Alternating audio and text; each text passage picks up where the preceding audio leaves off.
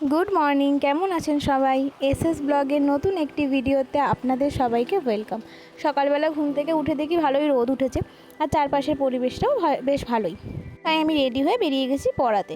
ওকে পড়িয়ে এসে ছাদে গেছি, প্রচণ্ড মেঘ করেছে, ছাদে অনেক জামাকাপড় মেলা ছিল, সেগুলো নিয়ে চলে এলাম।